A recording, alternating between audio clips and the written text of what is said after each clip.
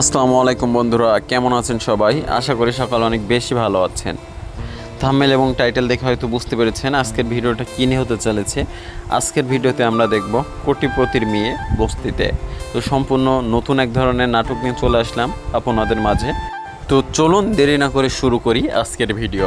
আরেকটি কথা, এখনও যারা আমাদের চ্যানেলটা সাবস্ক্রাইব করেনি অবশ্যই চ্যানেলটা সাবস্ক্রাইব করে রাখুন নতুন নতুন ভিডিও পাওয়ার জন্য।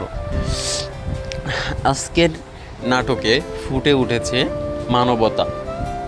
একটা বস্তির মেয়ে এবং একটা কোটিপতির মেয়ে যে বন্ধুত্ব হতে পারে সেই সকল ঘটনা নিয়েই এই নাটকটা নির্মিত হয়েছে। নাটকের শুরুতে দেখতে পাই বস্তির মেয়ে তার বান্ধবীকে আনার জন্য তাদের বাসায় যায়। গেলে প্রথমেই বান্ধবীর বাবা তাকে অপমান করার পরে এক পর্যায়ে মিথিলা এসে বলে আমি বস্তিতে কিছুদিন থাকতে চাই। তার বাবা রাজি হয়, কিন্তু একটা শর্ত দেয় যে 2টা গার্ড এবং একটা পার্সোনাল পিএস তোমার সাথে যাবে। সেটা নিয়ে রাজি হয় এবং বস্তিতে চলে আসে।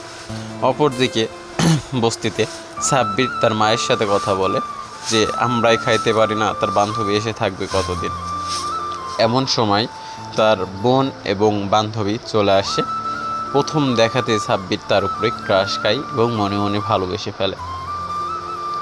পরবর্তীতে সাব্বির যখন সেলসম্যানের কাজ করতো, সে যখন দোকানে মাল দিতে চায়, টাকা চায়, তখন দোকানদার তার উপর ক্ষিপ্ত হয়ে টাকা না দিয়ে তার সকল মালপত্র পুড়াইয়ে দেয়।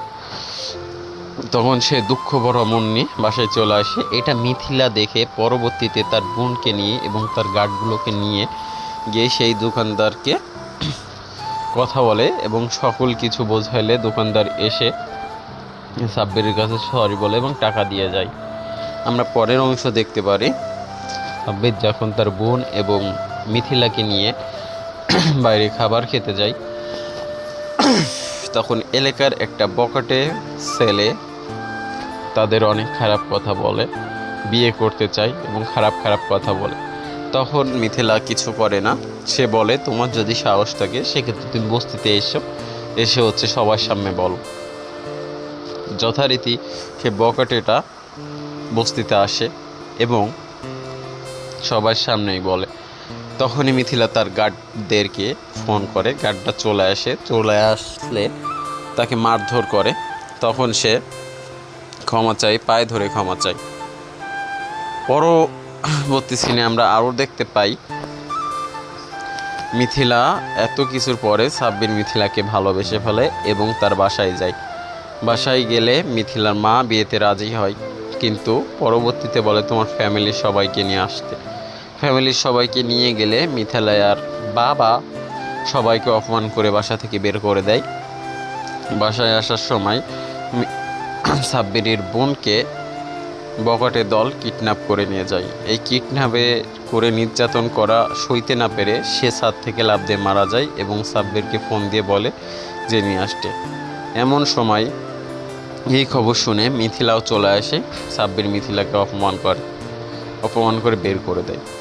এই নাটকের সম্ভবত আরেকটা পর্ব আসতে পারে, কারণ আমরা দেখতে পারতেছি এখানে প্রতিশোধের আগুন চলতেছে সাব্বিরের মধ্যে। তো সকল আপডেট পেতে আমাদের সাথেই থাকুন, ভালো থাকুন। আসসালামু আলাইকুম।